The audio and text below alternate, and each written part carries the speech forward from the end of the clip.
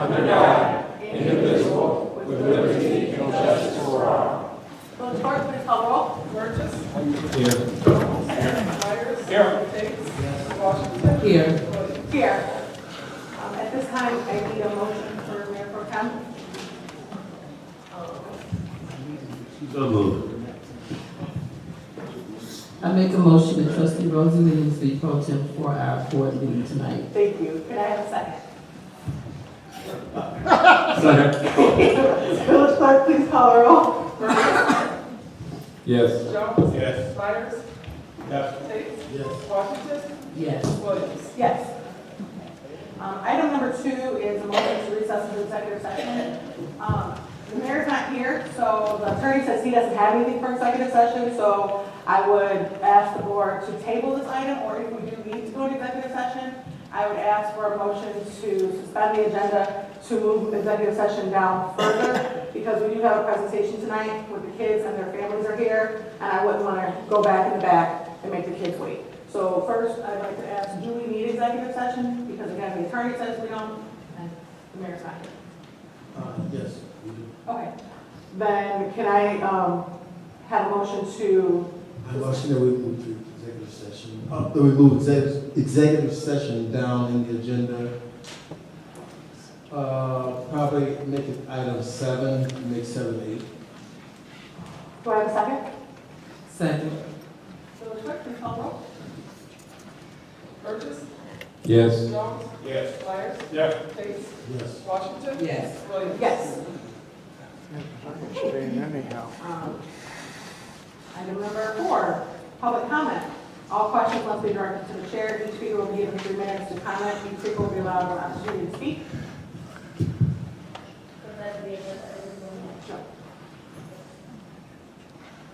No. Okay. Moving on. Good. I'll move on to the mayor's report. We do a proclamation. A proclamation, whereas the village of Sauk Village includes a community of older Americans who deserve recognition for their contributions to our nation, and whereas the village of Sauk Village recognizes that older adults are trailblazers, advocating for themselves, their peers, and their communities, paving the way for future generations, and whereas the village of Sauk Village is committed to raising awareness about issues facing older Americans and helping all individuals to thrive in communities of their choice for as long as possible, and whereas we appreciate the value of inclusion and support in helping older adults successfully contribute to and benefit from their communities, and whereas our community can provide opportunities to enrich the lives of individuals of all ages by promoting and engaging in activities, wellness, and social involvement, emphasizing home and community-based services that support independent living, ensuring community members can benefit from the contributions and experience of older adults. Now, therefore, we, the Village of Sauk Village, do hereby proclaim May 2016 to be Older Americans Month. We urge every resident to take the time this month to acknowledge older adults and the people who serve them as powerful and vital individuals who greatly contribute to our communities. Dated this 26th day of April 2016.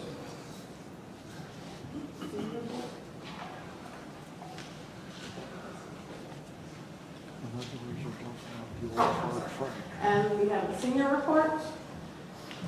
Free blood pressure screening for all village residents and village employees from 1 to 2 p.m. in the senior center office on Monday, May 2nd, and every first Monday. Senior committee co-sponsors free blood pressure screening and movie Private Benjamin at McConaughey Public Library on Monday, May 9th. Light refreshments provided by McConaughey Library and or bring your own bag lunch.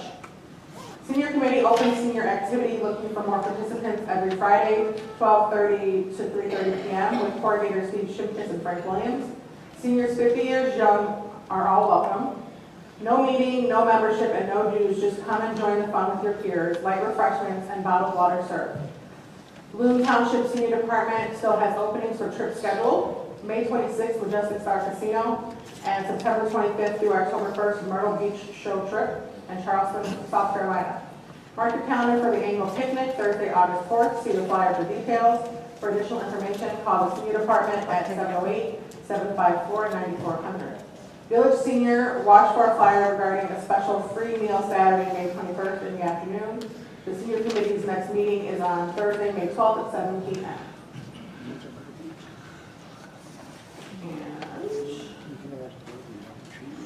As you all know, Jim Grigel was arrested yesterday by the FBI following its investigation of the village's police pension fund. Mr. Grigel was charged with embezzlement for allegedly writing fraudulent checks to himself from the pension fund in the amount of $21,000. As of this time, we are not aware of any funds missing from the village's funds.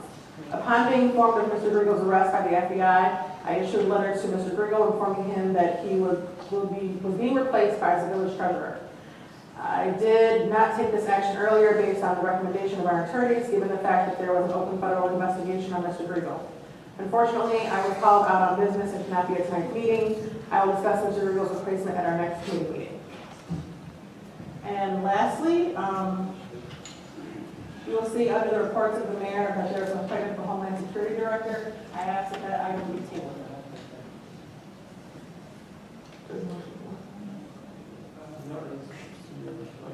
Perfect. Okay, moving on. Item B, village clerk.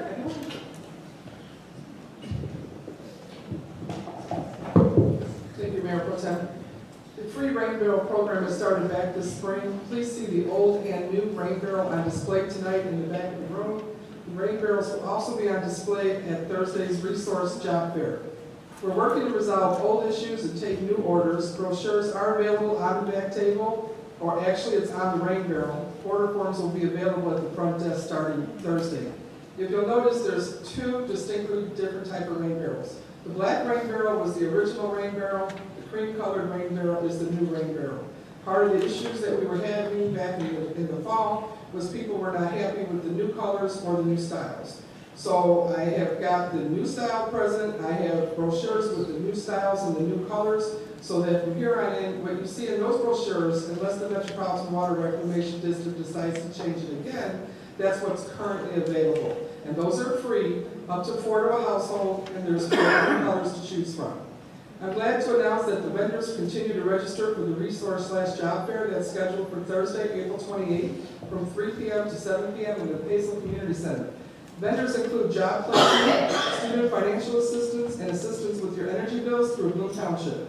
Many employers are looking to hire right now. Bring your resumes and dress for success. Flyers are available on the back table. There's also a special presentation taking place in the Senior Center at 6 o'clock that night. The Cook County Recorder of Deeds Office is sponsoring a free property after death workshop. That's to help people with wills, liens, and different things that they need to know about their homes in the event of a death. Trustees and committee chairs are welcome and encouraged to come out and promote your committees and look to secure volunteers. Volunteers are also needed for this event. If you could please contact me, Village Clerk Debbie Williams, if you're interested in volunteering or participating in this event. My phone number is 708-753-5121, and my email address is dwilliams@saukvillage.org. I've attended at least 3 of these events in the last 2 weeks, and they've been overwhelmingly attended. I'm asking everybody to please share the information. It's on Facebook, there's flyers in the back, it's on our e-blast. Tonight I will be e-blasting a list of vendors. There's going to be at least 25 vendors, both for jobs and different resources available. And I want to make it just as well attended as the 3 that I've previously attended. If you could share, I would greatly appreciate it. There's a lot of people out there. Walmart's looking to hire, and we will have people there taking applications that will take them directly to Walmart. There's Richmond Park and there's Olympia Fields. They're both hiring. And Martha's will be here taking applications and taking them directly to Walmart, and hopefully that will give you a little closer advantage to getting a job. Thank you very much. I appreciate your time. Village Attorney? Thank you, no report. Village Engineer, Mr. Turner? You no report. Village Administrator, Director of Public Safety, D.W. Kern Jr.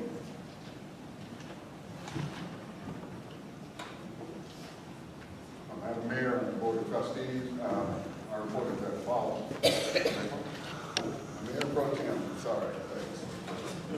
Madam Mayor Pro Tem Thank you. and Board of Trustees.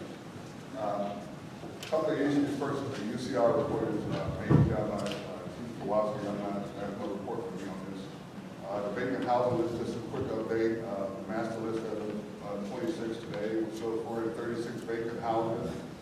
389 houses are vacant, vacant and occupied 39 houses, and on the demolition list, we have 8 houses. An update on our scavenger contract is, our scavenger contract has sent me and the village an action plan that staff and our attorneys will review before determining the village's liability to the vendor. However, staff has determined that people who do not pay their garbage bill cost the village approximately $43,800 annually. Note, I want you to note, water, sewer, utility tax, and garbage are combined bills. There are currently 230 overdue bills costing the village an estimated $36,940 per month. I have no update on the water count. Ordinances and resolutions. We recommend, the staff recommended for the village police toll penalty to be set aside by an ordinance that is a dedicated fund for police vehicle purchases or related costs. This ordinance has been prepared by attorneys, has been prepared by attorneys and is being reviewed by the Sauk Village Police Department. The staff attorneys will prepare a letter for the mayor to the village trustee. Let me back up for a second. In essence, what we're going to do is we will bring this ordinance forward to, I think it is the ordinance review service for their review. It is already prepared. Staff recommendations for vehicles found on property identified by village as vacant are being stickered, towed, and ticketed and towed by Sauk Village Police Department within 48 hours. The actual ordinance is still under review by attorneys.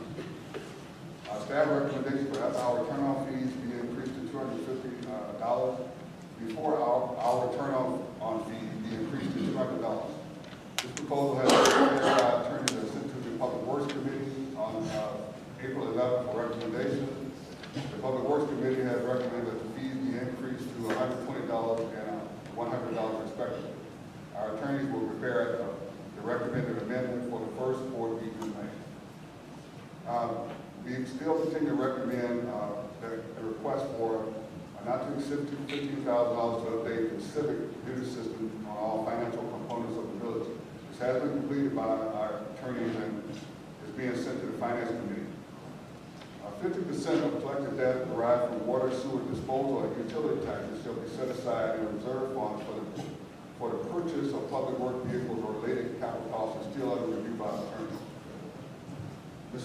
Miscellaneous item. The Owens Group has completed a second review of the employee's handbook and are reviewing the village's labor contract to ensure there isn't any conflict with the collective bargaining contracts.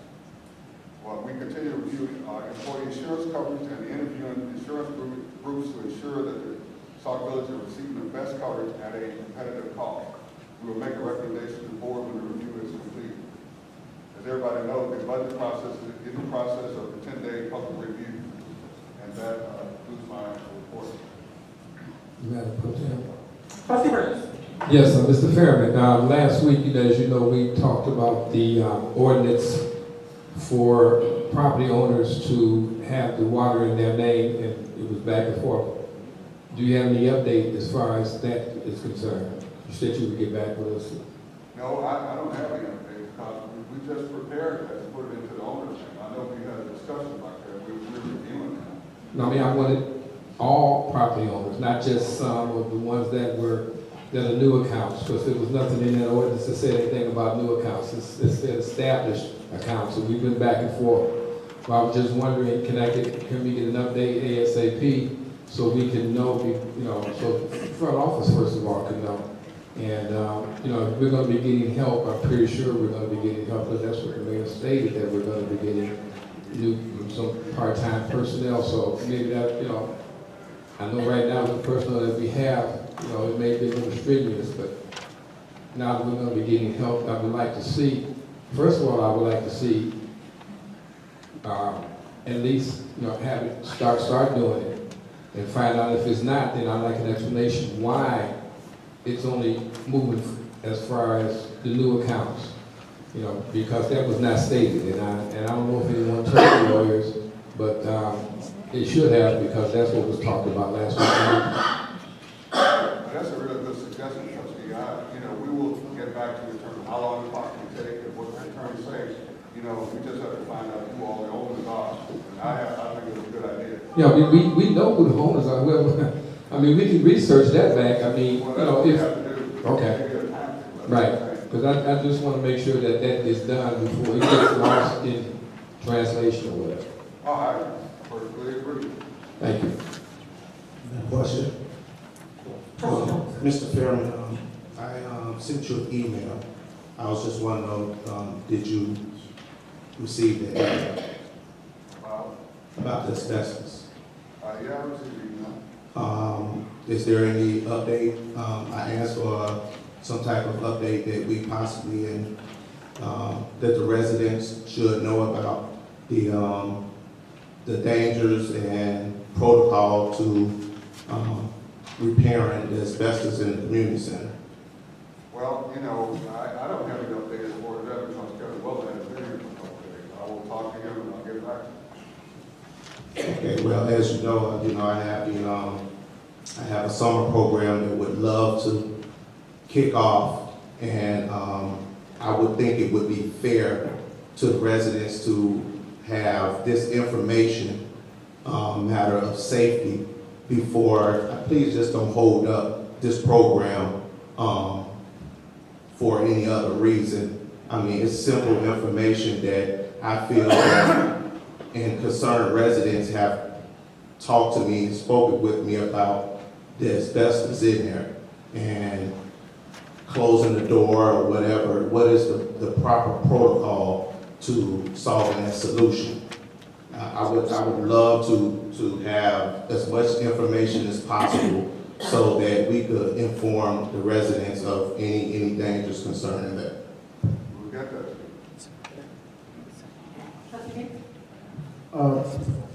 Mr. Fairman, when you were reading your report, did you say the Owens Group was reviewing the contracts to make sure there's no conflict or something like that? Yes. Why is the Owens Group reviewing the contracts when we have legal counsel here?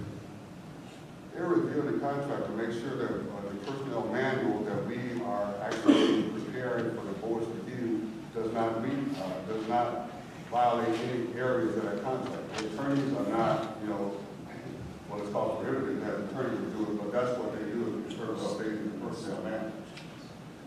So is their legal staff reviewing that to make sure there's no conflict? No, their legal staff won't do that. We'll have our attorneys do their issue. Okay, it just seems like we're paying the Owens Group, and we're gonna need to pay our attorney to review that. It just seems like we're double paying. That's my only concern. Last week I had asked for a copy of the survey that you did when you compared Sauk Village to the other communities for the reinstatement of water, and I didn't see them in my inbox. I haven't finished it yet. I mean, the whole issue is involved in terms of this ordinance. If you want me to go back and get my staff to find out where it is, that kind of stuff, I have no problem with that. Well, you had said that you had done the survey. Yeah, we have done the survey, but I don't keep all the documents. Could you contact your I assistant? already said that I will certainly get back to you with the information. Okay, second thing was, you're supposed to get information concerning the reconnected water days. I don't understand the question. Okay, you had guessed that water reconnect days, when water's turned off, and for it to be reconnected was Friday, but you were uncertain. So you're supposed to check and find out if your information was correct or is it another day of the week. Yeah, Kevin and Will have been off a couple of days, one by his wife and one by his own personal health, so I haven't been able to talk to him. Okay. The third thing, you're supposed to find out, fire takes 2 people to reconnect water. I answered the same. Madam Pro Tem, we've been doing this a week, and I have people that are interested in finding out when is the reconnect days. People that are in trouble who had their water disconnected. I do not think it should take from last week to this week, because we still don't have an answer to give to the residents, to let them know when the reconnect days are. Because if they don't know, how can they apply or come in to have the water reconnected? My concerns. Okay, and I will pass those along to the mayor, but, as JW said, if Kevin's not here, he can't get those answers, but I would suggest that maybe you want to email Kevin, because that way there's no middleman. You can ask your questions directly to him, and when he has the ability to reply, then he will, 'cause that's what I would do in this situation. Okay, I will, he's the village administrator. Totally agree. He's in Right. charge of the village for day-to-day operations. The mayor has told us not to interfere with department heads. So I don't want to get involved in that. I should not have spoken to the department heads. And I think that. So that's why I'm trying to go through the village administrator, who's in charge of the village during the day, unless I'm wrong. I would say, like I said, if I wanted the answers to the questions, I would send an email, copy them both, but at this point, I guess we're gonna have to wait until Kevin does get back, which I'm not sure that anybody knows when that's gonna be, but, again, I will pass on the concerns to the mayor. Thank you. Okay, item number 6, reports of trustees and board committees. Before we go to the beautification committee report, I've been given a couple more notices. Number 1, condolences to Rose Langston on the passing of her sister. Also, public notice. Notice is hereby given that the mayor and board of trustees of the village of Sauk Village, Illinois shall hold a hearing on the annual budget for the fiscal year commencing May 1st, 2016 and ending April 30th, 2017. The hearing shall be held on Tuesday, May 17th, 2016 at 7 p.m. in the Municipal Center, 21801 Torrance Avenue, Sauk Village, Illinois, 60411. Copies of the proposed estimated fiscal year and April 2017 budget are available for public inspection at the Municipal Center located at 21801 South Torrance Avenue and the McConkey Public Library located at 21737 Jeffrey Avenue, Sauk Village, Illinois, as well as on our website, www.saukvillage.org. The hearing is open to the public and all interested parties are encouraged to attend. This is from David Hanks, the mayor, and this was posted April 25th, 2016. Okay, that being said, moving on to the beautification report. The beautification committee is sponsoring 2 events. First event is Sauk Village Community Clean Sweep, which would be May 21st, 2016, from 9:30 a.m. to 1 p.m. behind the Village Hall. We are asking for volunteers to assist in our efforts to attack the litter throughout our town. The second event is the Community Flea Market Craft Show on June 4th, 2016, from 9 a.m. to 3 p.m. Applications for this event are on the table in the hallway. Funds raised from this event will provide ongoing support to the beautification committee. Donations are always welcome. The committee has many projects planned, but we are waiting for warmer weather. As always, we welcome all volunteers and new committee members. Our meetings are the 3rd Wednesday of the month at 10 a.m. at the Village Hall. This ends my report. Linda Todd, chairperson. Okay. Item B, Parks and Recs Committee, Trustee Jones. Well, as of now, things are still rolling until I have a second party that's involved with me to get the summer program on, and that was one of the concerns that she needed to rectify so we could go forward with the summer program.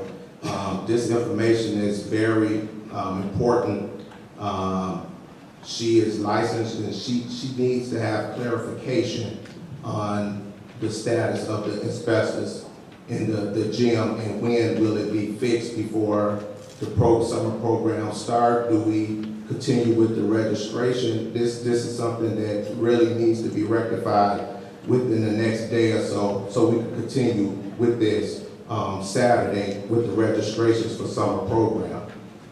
We also will be having open gym pending on information given to me from J.W. Fairman, Kevin Weller.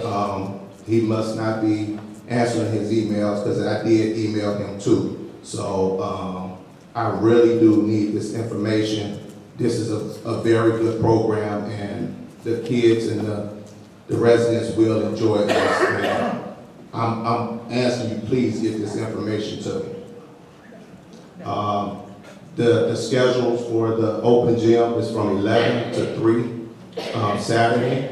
And the registration is from 11 to 2 for the summer program. That's it. Okay, item C, Public Works Committee, trustee Derek Burgess.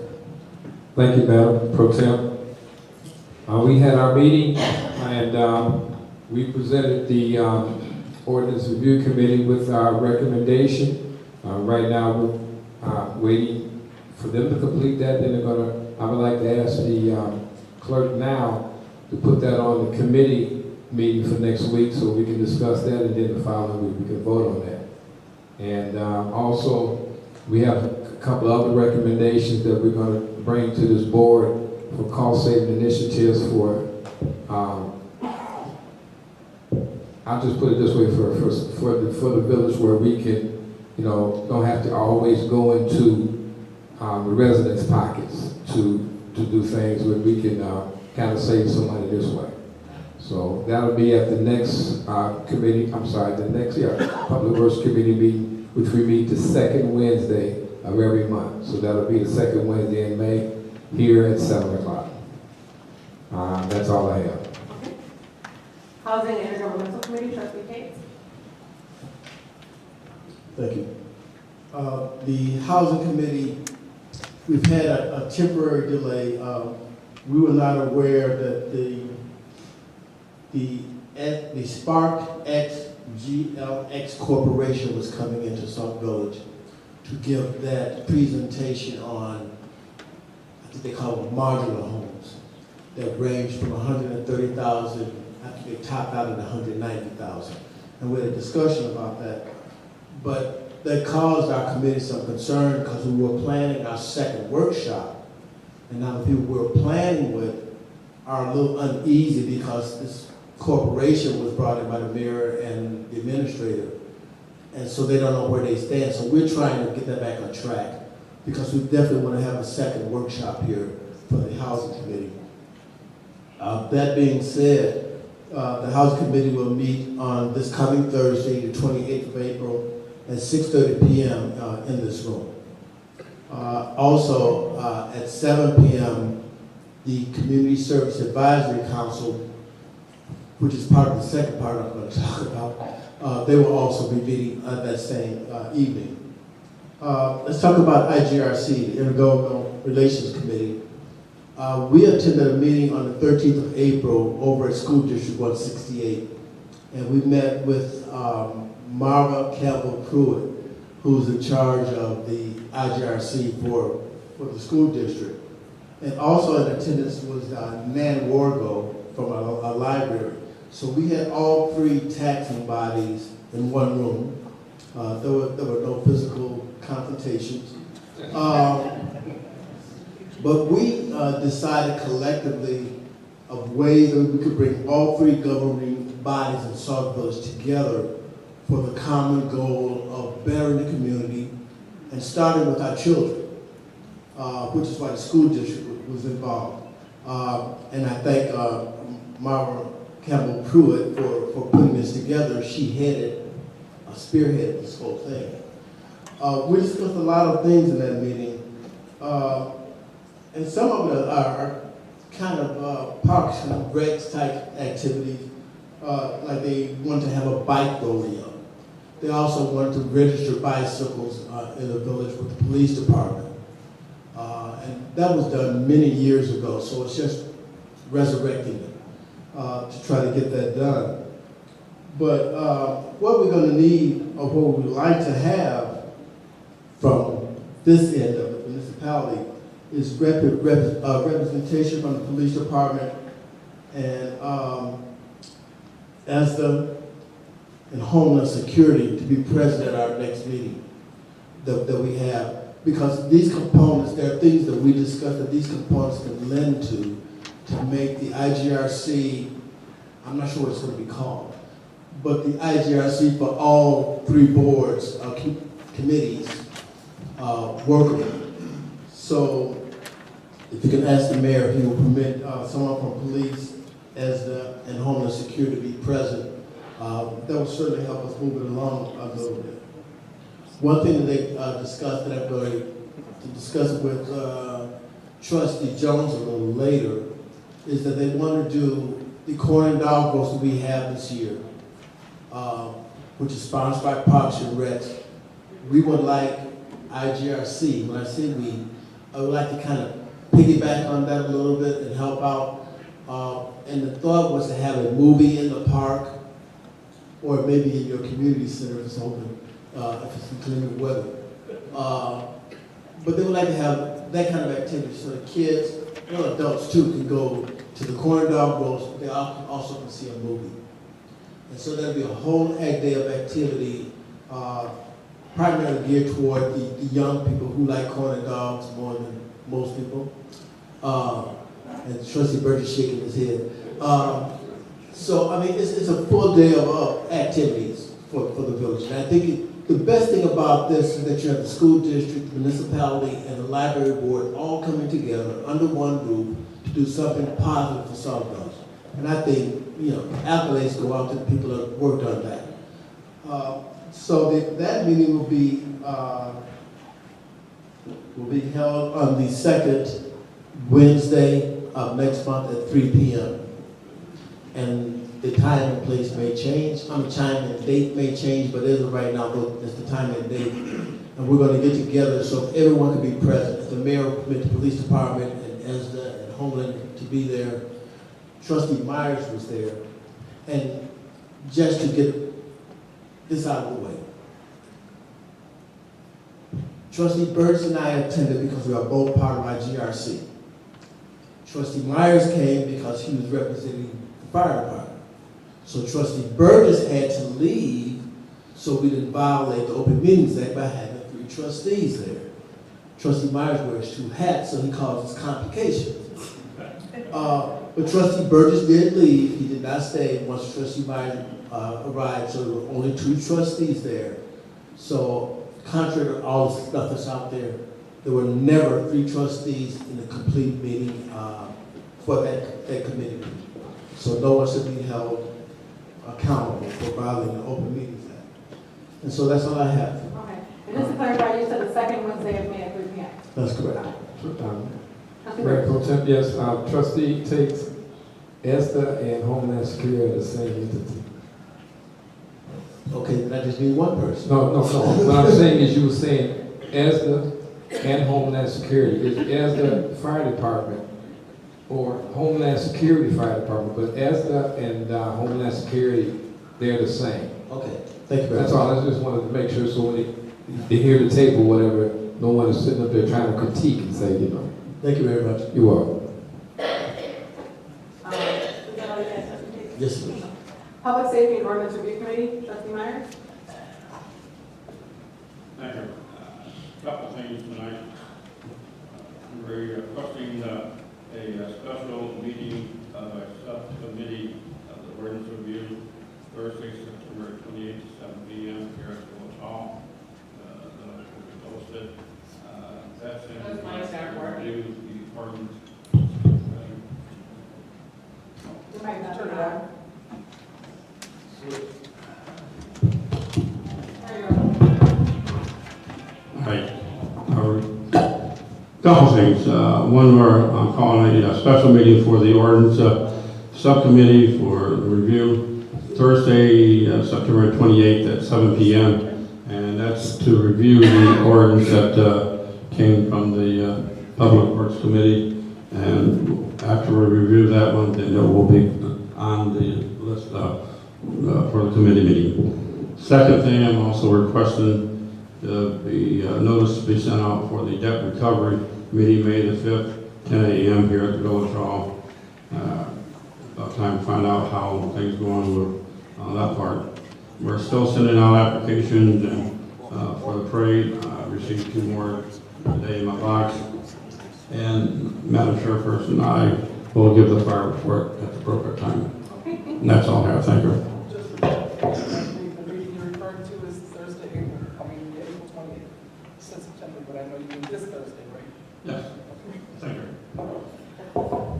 Neighborhood Watch Committee, Trustee Washington. Thank you, Mayor Pro Tem. Trustee Myers, did you put the application in our mailbox for the parade?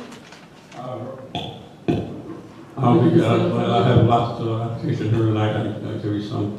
I have plenty of them. Okay.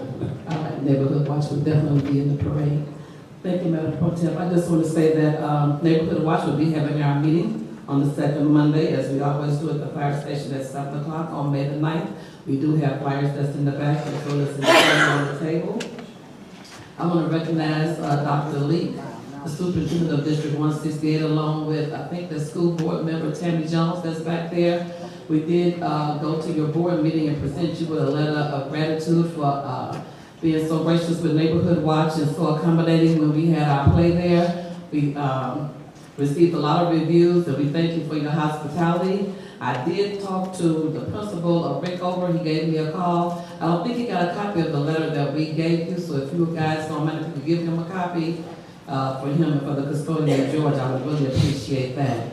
Also, I want to say that the play was an outstanding success. I want to thank all of the block club captains and volunteers that came on board. We were able to meet all three of our goals by having the play. It caused the community involvement. We also got new block club captains, and we got donations to begin our first half of our back to school book bags that we're going to be raising funds for. I also want to thank board member Tammy Jones for coming up on board and stepping to the plate to help with our junior neighborhood block captains that will be running their program in the month of June, July, and August through the Neighborhood Watch.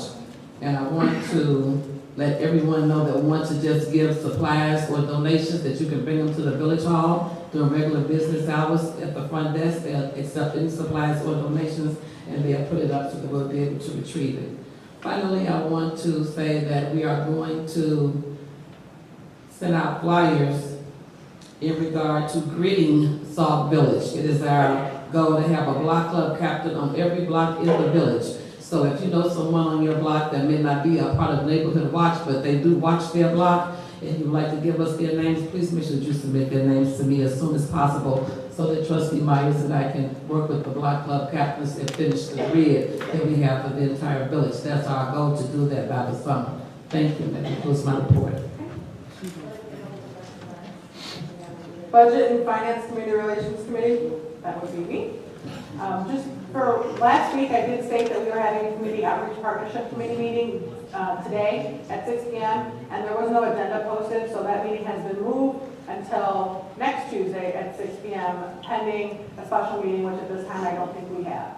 So again, the Community Outreach Partnership Committee will be meeting next Tuesday at 6 p.m. Also, as many of you know, we have something that the Public Relations Committee started a couple years ago, was the Village Sticker Contest. And we are very thankful to have our participants in the audience tonight. So there are some recognitions and attendance I would like to say as well. And yes, I know that you were already recognized, but I'm doing it again. Superintendent Donna Leak is here, school board member Tammy Jones, and also the Strasburg principal, Desi Turnstone. They are here, and before the meeting, we did take a notice, and I'm not sure if all of the winners are here, but in no certain order, we have Brianna Ortega, Saul Navarro Jr., Seven Wilson, and their families. Did DeMar Collins make it? Okay. And Michael O'Neill. Did they, they're going to come up. Is Michael O'Neill's family here? No? Okay. Well, those are the winners. So if I could have Brianna Ortega, and Mike Hoyer, if you could please come up. Saul Navarro Jr., Seven Wilson, DeMar Collins, and Michael O'Neill.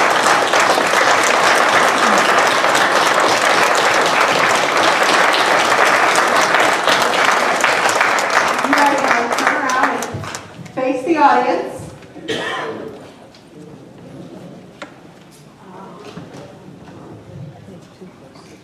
I'll let the photo ops happen and then we can announce who the winners are.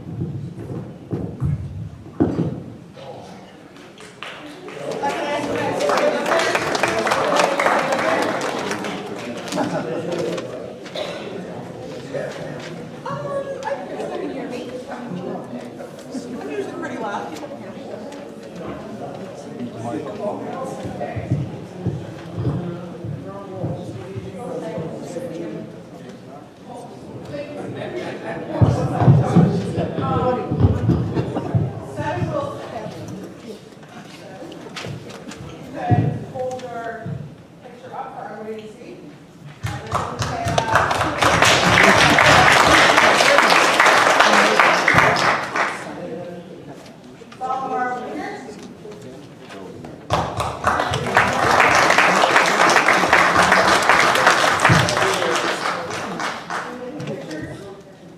And then I will announce the winner.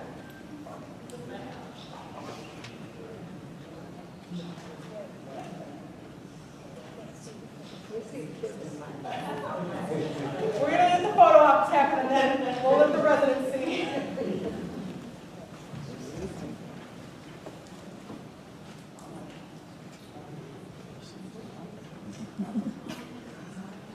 And for honorable mention, we have Stephen Wilson and Miguel O'Neill.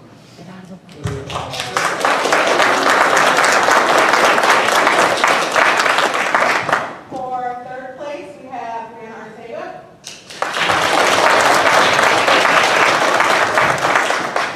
For second place, we have Saul Navarro Jr. Village Center will be Mortar Collins.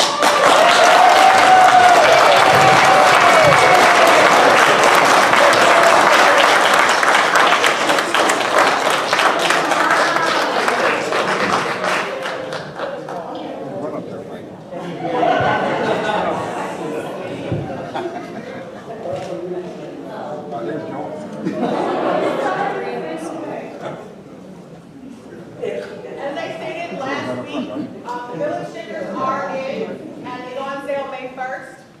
So everybody get a good look. There are pictures of all of the candidates and all of the winners in the hallway, and the winners poster will be out now that we've announced it.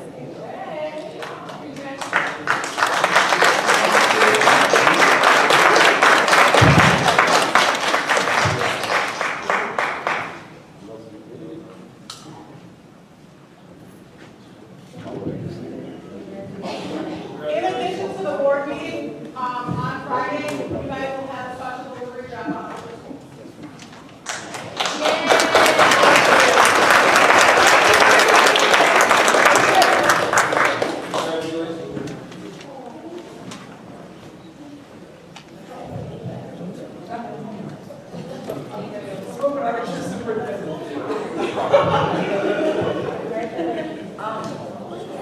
Thank you for the parents and for the students and for the school for their participation. And those work. Mayor Pro Tem. I'll find out. Village clerk? Yes, thank you very much. I want to thank all of the students and the parents and the schools for participating. Every year it gets really difficult. The committee really works hard to pick a winner amongst their all winners. If you'll notice, Gary Holcomb did a great job of putting all, again, he's done it for, this is the third year in a row now, for putting them all on a poster in the hallways, and he especially made sure we all understood they were all winners. Now, if you'll notice when you purchase your sticker this year, on the back of the sticker, as usual, the name of the winner and the grade and school that they attended is on the back of the sticker. What's also on the back of the sticker is that we're recognizing community first. This is what our theme ended up being when we ended up looking through the drawings. Community first. This will all be on the back of your sticker when you adhere to your windshield. Thank you all very much. It's been a good year again. Thank you.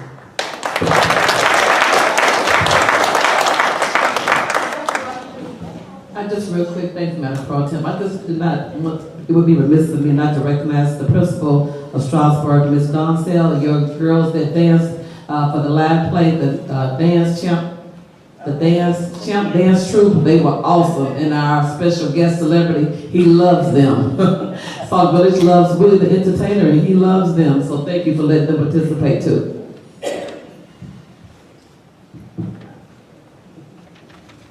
Anybody else? Okay. Moving to item number 5. Can you guys hear me? This is kind of going on. Okay. Item number 5, report to departments, committees, and commissioners. I'm sorry. They took their pictures back. But as I stated, the pictures of the stickers are in the hallway. Yes. And the winner's poster will be posted tomorrow. But right now, all 5 of them are in the hallway. You're welcome. Report to departments, committees, and commissions. Fire Department 911 Commission. Step in, please. Trustee Martin. Thank you, Madam Chairperson. Over the last 2 weeks, the fire department responded to 25 calls. 2 vehicle accidents, 11 fire alarms, 8 medical assists, 1 garage fire, 1 assist to other agency, and 2 structure fire. Also, the fire department would like to inform the village that all the business license inspections have been completed. We have 1 that we have to do a re-inspection, that's for all gas, otherwise everything else is fine. The last item, Friday night, we had a bad structure fire in Candlelight.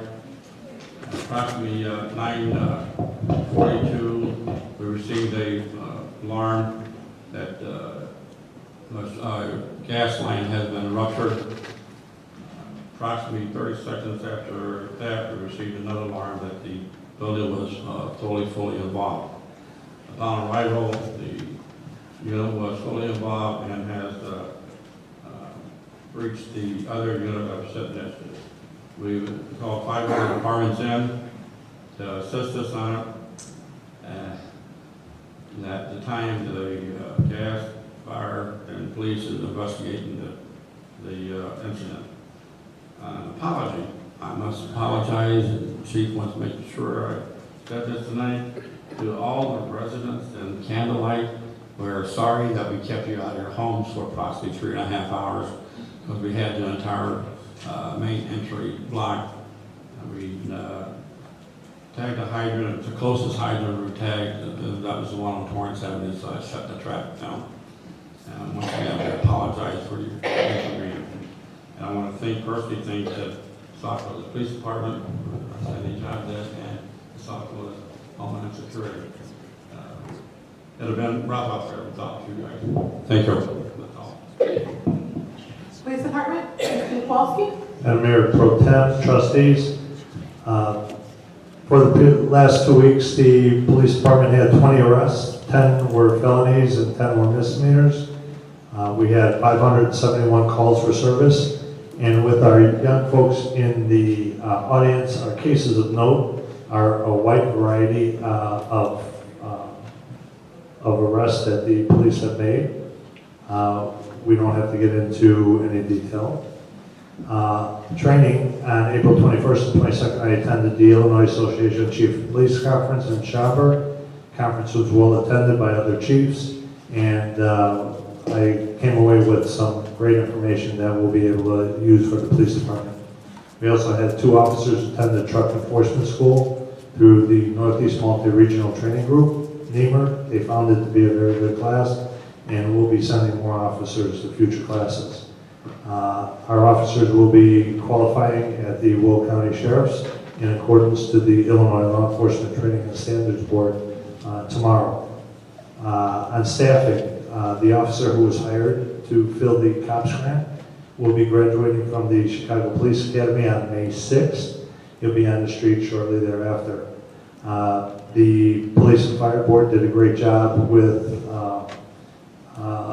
the replacement of Officer Jacob Howard, and that officer candidate will be notified that they'll be coming on board within the next few days.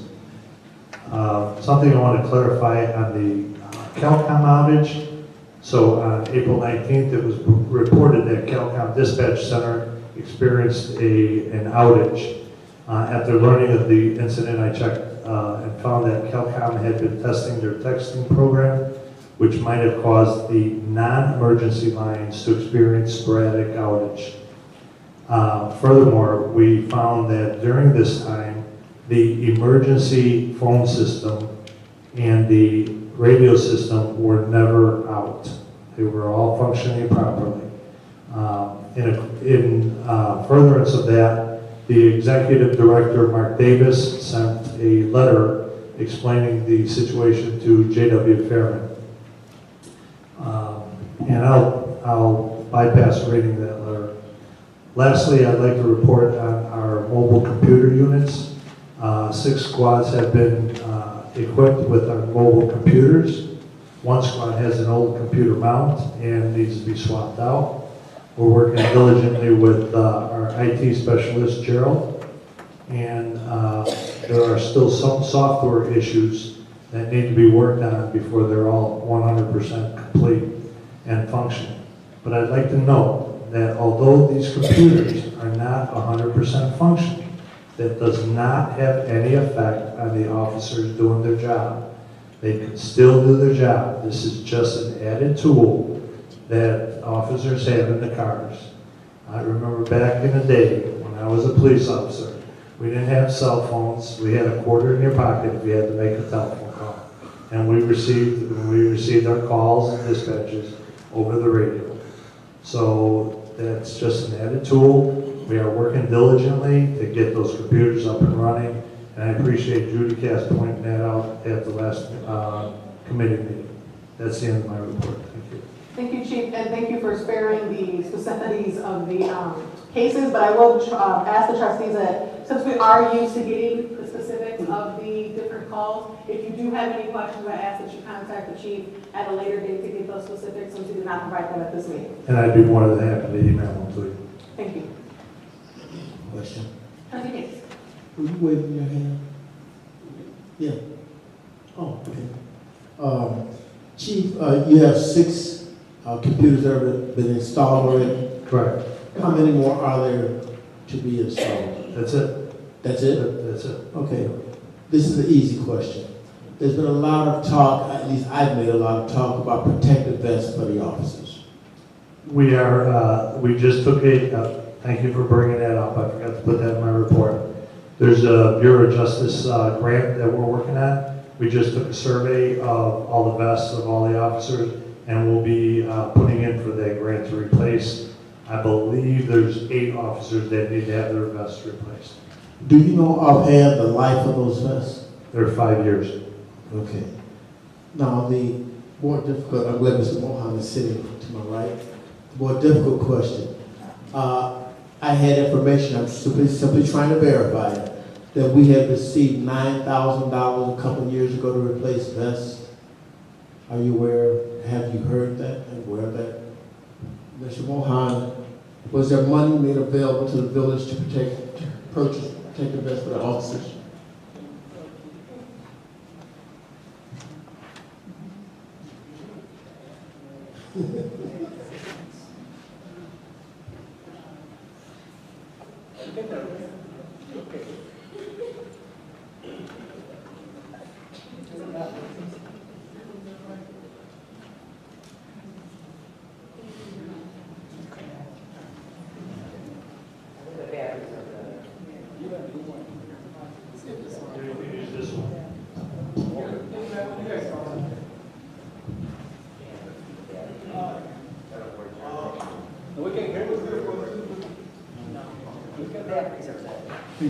What was your question, trustee? I have received information that I'm trying to verify that the village had received $9,000. Who gave you the? I cannot tell you that. Did the village receive $9,000 for protective vests? I don't think so. Okay. I will get back with you for this. All right. Okay. Thank you. I cannot tell you my source. Okay. Anything further that I can help you out with? No. Anyone? No.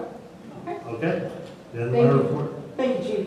Public Works Department, Kevin Waller is not here tonight. Administrative Services Director, Ms. Sherry Dickinson. Thank you, Mayor Pro Tem. Village stickers go on sale May 1st for the license period of July 1 to June 30th, 2017. Car stickers are $30, truck stickers are $48, and there will be 1 senior discount per household of $20, and you have to be 62 to get that. Animal licenses are on sale, spayed or neutered, the fee is $10, non-spayed is $25, 1 senior discount for an animal, only $5 if it's spayed or neutered, if it's not, it's $25. We placed 24 liens on properties that have water bills owed in the amount of $51,076.71. That's people that moved out that left extremely high water bills. We did file the liens as of April 21st. JJ Cleaner sold the business to a relative. They will be taking over 3 and 4 Cerebra Plaza. Permits will be pulled for the new sign, the expansion of the building next door, and the business license. The new name is Young's Cleaners. Letters will be going out next week for businesses about all the debris and garbage laying around their properties. We plan on getting them out on Monday. And contractors and building permits are needed for any work being done on properties. Perfect example is the house at Candlelight that the contractor did not have a license or a permit, and they hit the gas line and then the house blew up, caught on fire, whatever. It is necessary that people come in and get a contractor's license and a building permit, especially when you have a company working on your property. Julie needs to be called out for digging. This would have been all avoided if the proper procedure would have been followed. That concludes my report. Thank you, Mr. Question. Trustee Davis. If you're working on your own property, do you need a permit? Absolutely. The only thing permits are not required for is like cosmetic, painting, stuff like that. Siding, roof, electric, concrete, roofs, they all require permits. Okay, and the reason I asked that question is I raised that issue with our new cafe. And the mayor has stated that because you're working on your own property, you did not need a permit. So I just wanted to try to That's not what he said. resolve that. All right, thank you very much. No problem. And then we have Sauk Village Homeland Security Agency, Assistant Director Amy Norman. Oh. Here, can you maybe share this? Will it reach?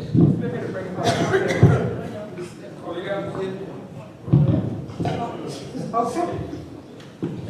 Oh, I'm sorry. That's what he was saying. I thought it was in my microphone. I'm sorry. Sorry, Mohan. Wouldn't want to skip you. Finance Director, Mr. Mohan Rao. I was really happy. Don't get too happy. I just made an error. Thank you, Mayor Pro Tem and the Board of Trustees. I have a couple things. A couple days ago, I applied for remaining $35,000 ICA grant for the street light completion, and hopefully we should hear some good news pretty soon. It is in the amount of $35,000. And the next thing is the auditors are going to be here to conduct the audit for 2015-16. That is going to be ending pretty soon as of 4/30/2016. The auditors are expected to be here in the 3rd or 4th week of May.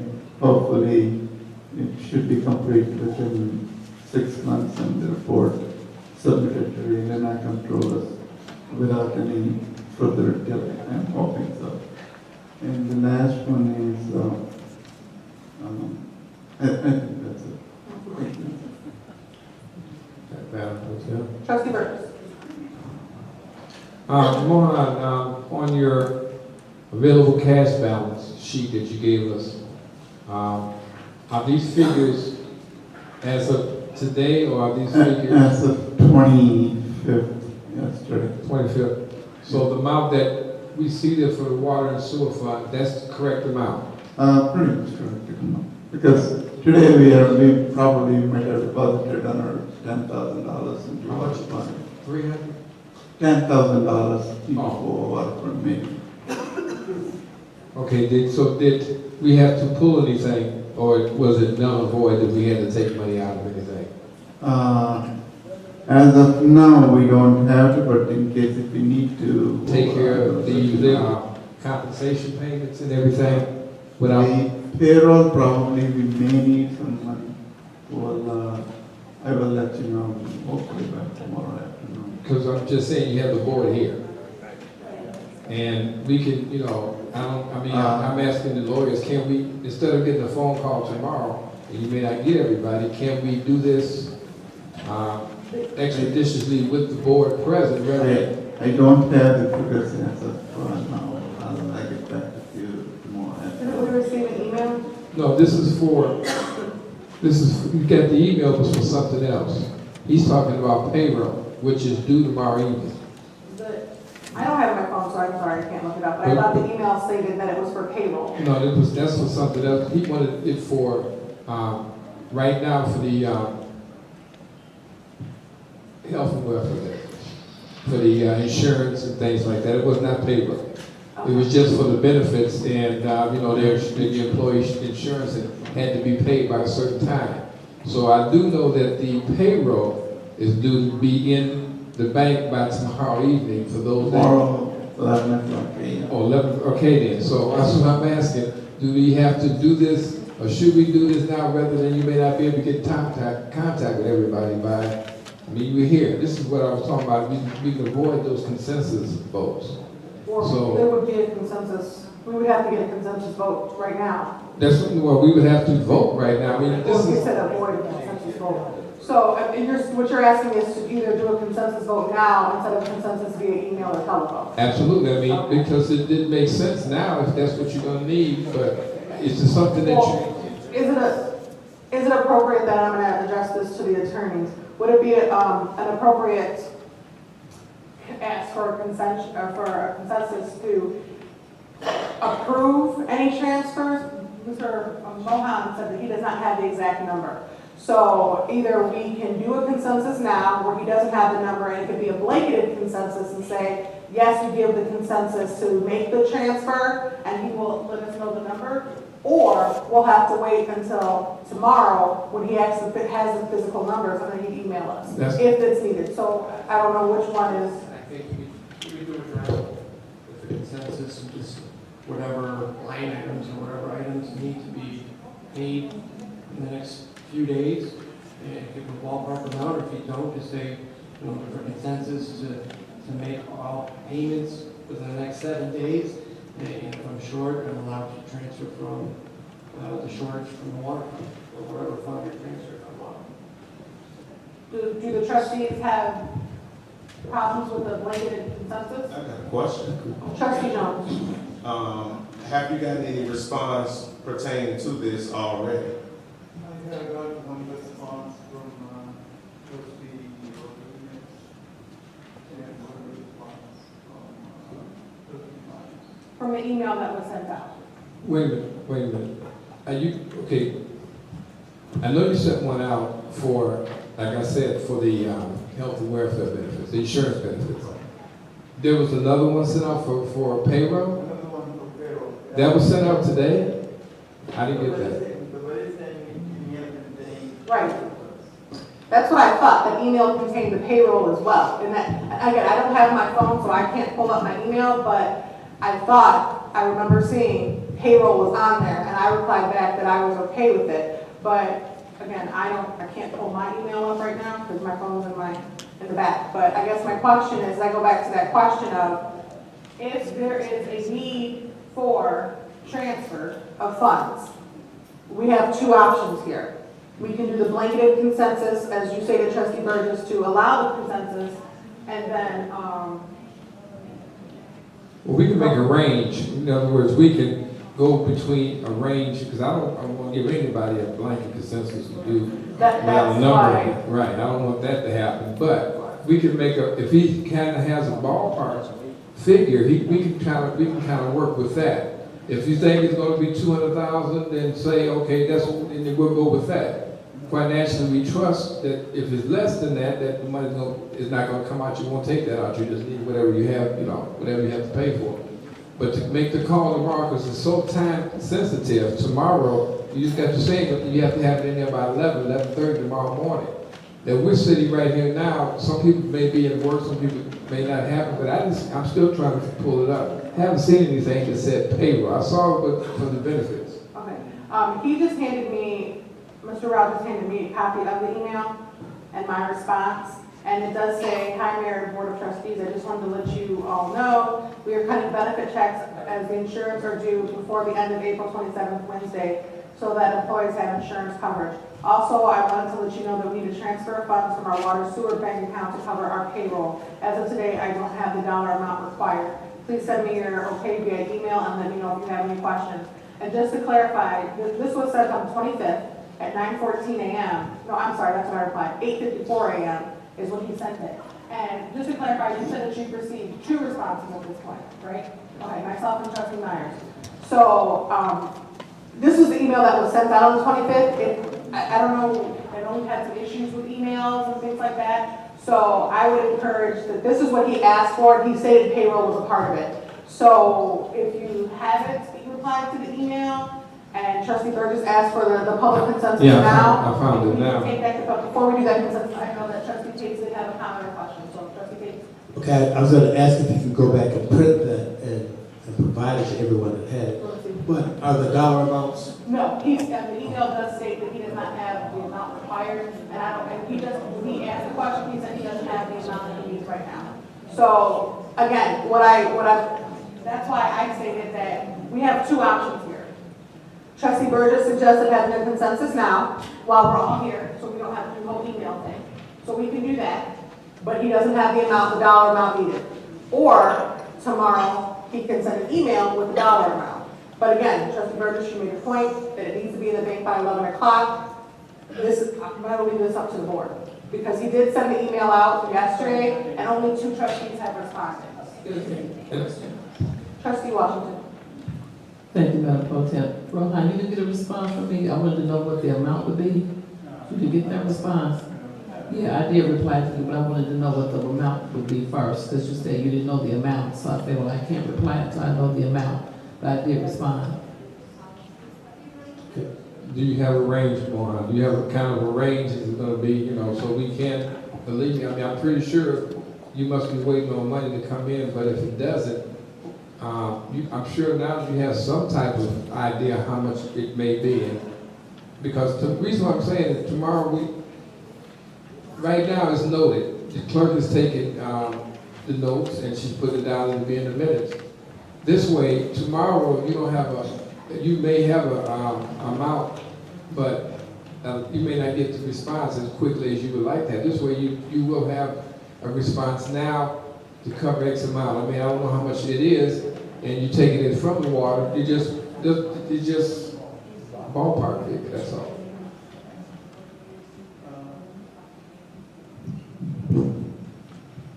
Approximately, I can say about $265,000 or $270,000.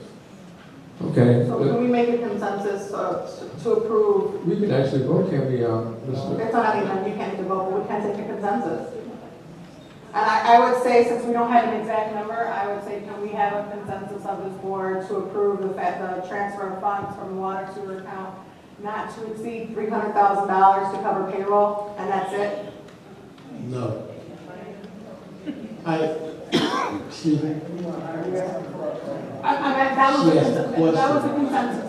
No, I'm asking, that would be the consensus that I put on the table, because he doesn't have an exact amount. He said 265 to 275, but we're asking him on the spot right now, he doesn't have an amount. And we all know that this is covering payroll, so I put a little extra $25,000 just in case. The attorney suggested to put not to exceed, so I'm saying that the transfer would not exceed $300,000. We're having a consensus right now. Our only other option, like I stated previously, is to wait for an email that has the exact amount. But if we'd like to do it right now, I don't think that we should tell him, limit this number is this it, because if he doesn't have the exact number and we're short on payroll, you're just going to get another email tomorrow. And then we run into the same problem that you brought up, Trustee Burgess. If people are not able to get their emails or reply back to their emails or whatever, then we run the risk of not being able to make payroll. Exactly what are we waiting for between tonight and tomorrow before 11 o'clock this gonna come in? I don't think that anything's going to come in. That's why he needs the approval to make the transfer. He stated before, we're waiting on tax revenue. We're waiting on a couple different revenue sources that haven't come in yet. But nothing, he doesn't foresee anything coming in between right now and 11 a.m. tomorrow when the money has to be present. So that's why he's asking for the balance transfer. But that's what I'm saying, because, well, when you have a number there, I mean, this email went out yesterday, so when you have a number today, so some solid number that we could work with? He estimated 265 to 275, but he doesn't have the exact number, which is why I suggested the 300. That's what I'm saying, so when you have and how can you, why can't you have the exact number now versus tomorrow morning? And while that's a good question, he doesn't have that number right now. So we're kind of at an impasse. That's what I'm saying. Well, why you won't have it now versus tomorrow morning? I'm not understanding, if you don't have the number tonight, where's the magic number gonna come from tomorrow morning?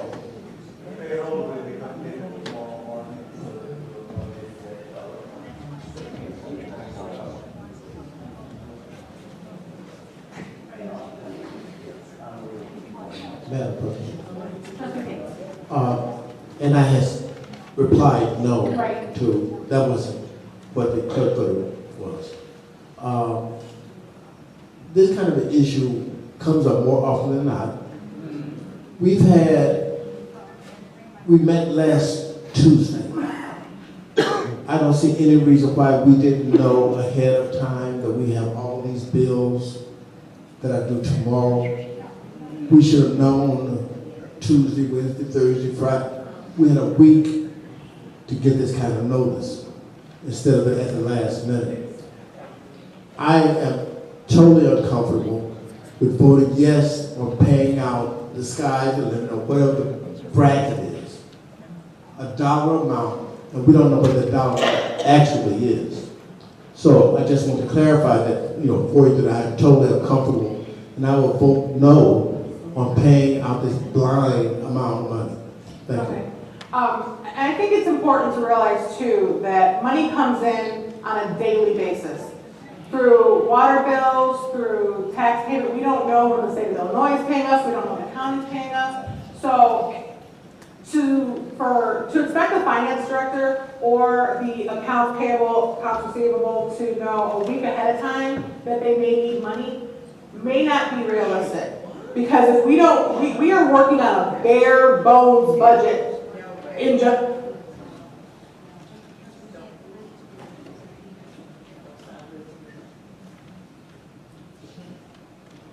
We're working on a bare bones budget, and we've stated, the finance director has stated that countless times, that we just don't know when money is coming in.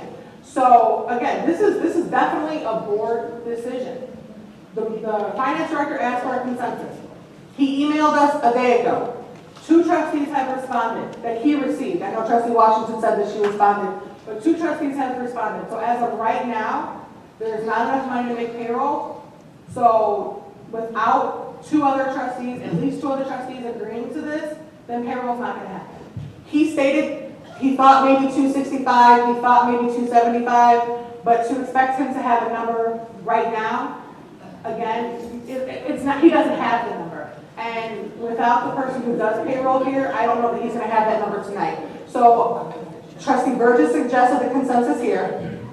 I'm suggesting that the only other option is to receive an email in the morning with the exact dollar amount, and then you will be able to respond accordingly. I think that those are our only 2 options, or to not take a consensus at all, and then we don't have the money to cover payroll. Which again, those are the 3 options that we have on the table.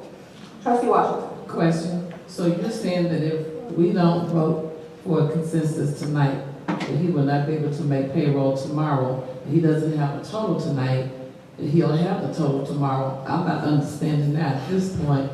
Why would he get the total? He can't email us. All of us know how urgent it is. I'm sure we'll be watching our phones even more closely to make sure that we do get that email for tomorrow.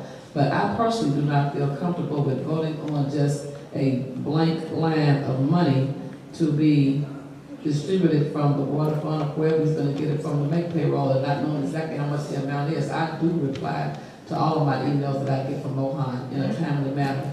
But I don't understand why we cannot make payroll tomorrow if we don't agree to have a consensus tonight. To me, that part, I'm having a hard time understanding that we can't make payroll tonight because it's too late. So in the morning, when the office open at 9, he has all his paperwork in front of him, all the numbers in front of him, he see what came in overnight in the banks, whatever else he needs to check, and he has a total, and can email us the total, and then we can reply I think that he will be able to make payroll. I don't think us not voting the consensus tonight is gonna stop him from making payroll tomorrow. That's just how I feel. Trustee Washington, just to clarify, what I stated was that there was two options.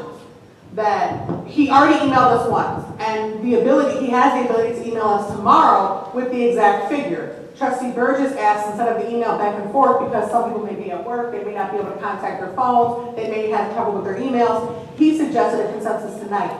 The problem with the consensus that I see for having it be tonight is that Mohan doesn't have the exact number, which is why I stated we should round it up to whatever. I just threw out $300,000 to give him some room. We could cap it at 275, which is the highest number that he said. Whatever the board agrees to, that's what we can do the consensus of. I just threw out $300,000, but the way I look at it is, we either get a consensus or we don't, and if we choose to get the consensus, we either give a blanketed number tonight to not exceed a certain amount of money, or we wait until tomorrow where we have the email that has the exact dollar amount. I understand all of that. All I'm saying is the statement that you made, that we don't do this consensus tonight, and he will not be able to make payroll tomorrow. That's the consensus I'm having a problem with. I'm not sure if I don't want spoke to incorrectly payroll or... being made because I don't feel comfortable in voting tonight with a total that I don't know. Okay, but I'm sorry. What I meant to say was we had the two options for the consensus. I'm not sure if I spoke incorrectly or if there were some miscommunications, but No, we just we don't need to do trying to it. understand. Yeah, we don't need to do the consensus tonight.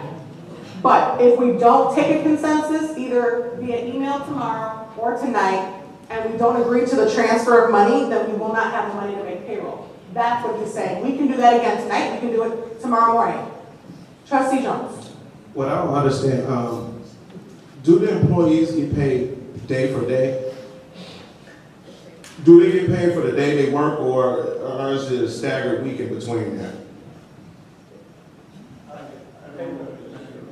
If I work today, do I get paid for today? This is what I'm asking. He's asking the payroll period. Payroll period ends.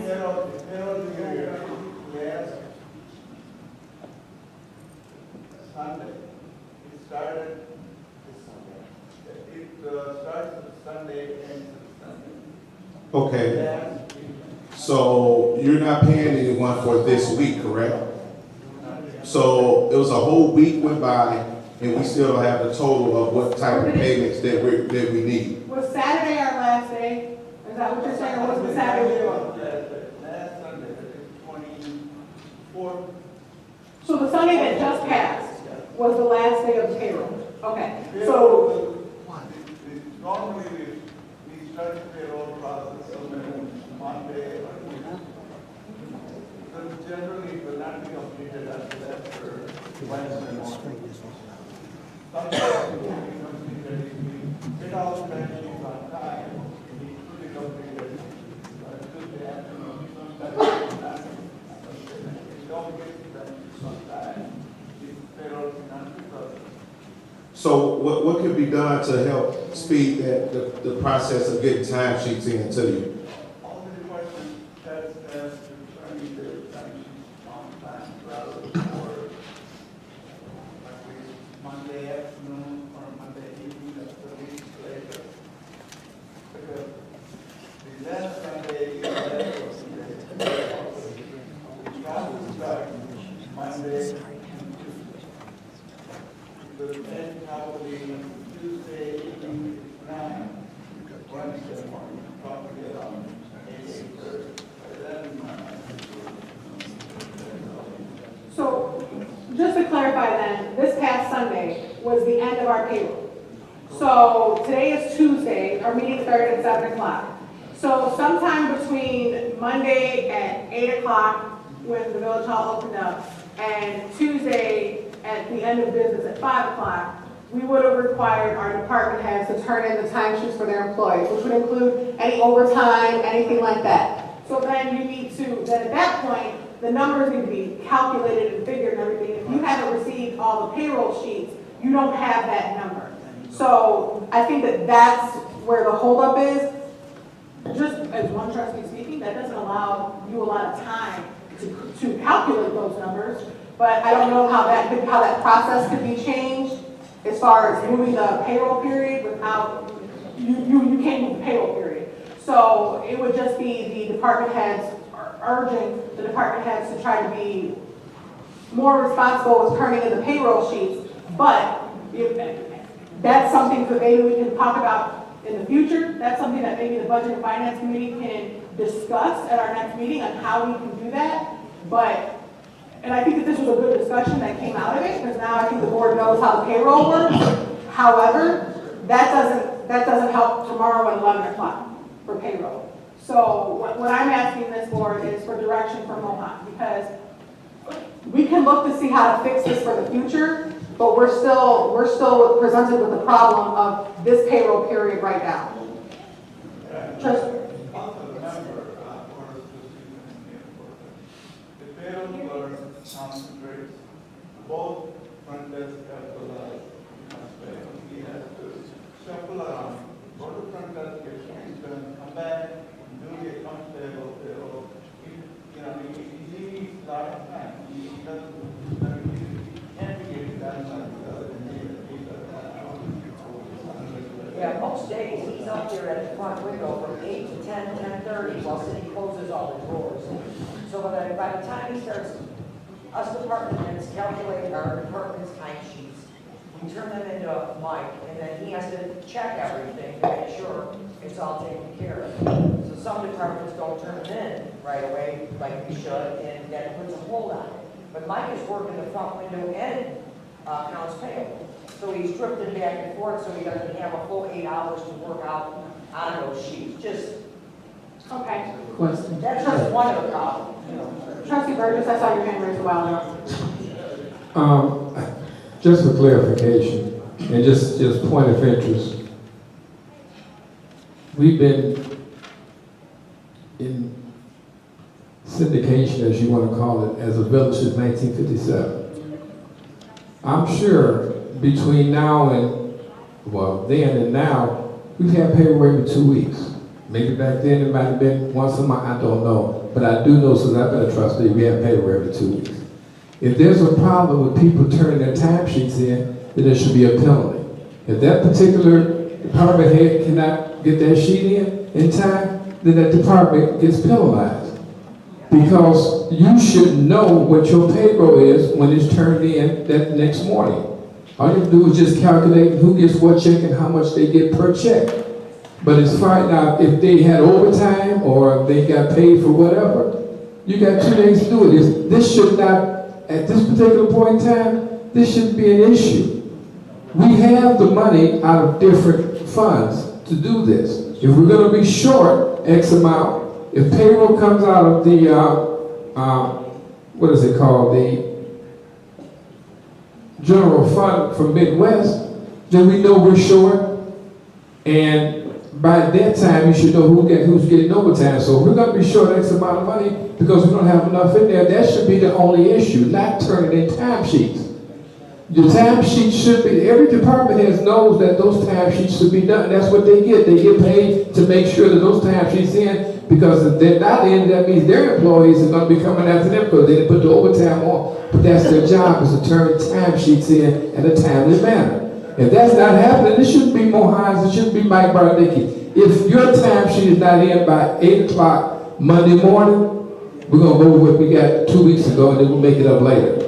But to hold this off and be back and forth, that should be an issue. The issue should be, do we have the money? Which is, I thought that's what it was.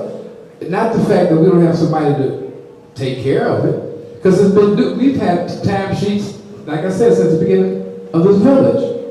But to sit here now and hear that so-and-so has this job and they got to do this and he's not able to, he needs help, basically, should not be an issue right now. We're asking about the money.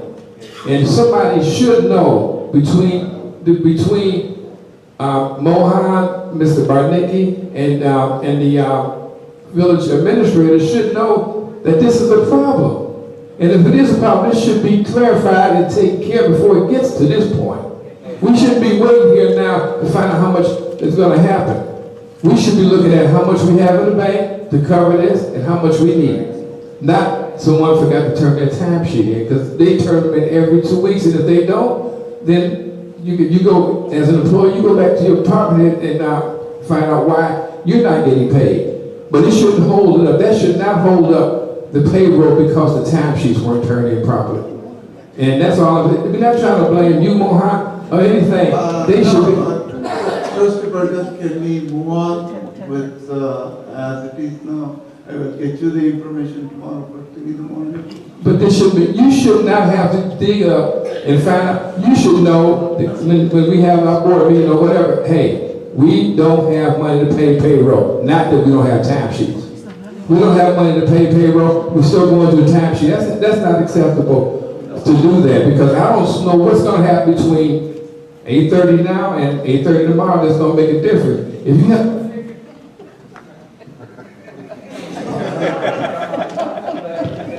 if you have a figure to go by, then we go by that.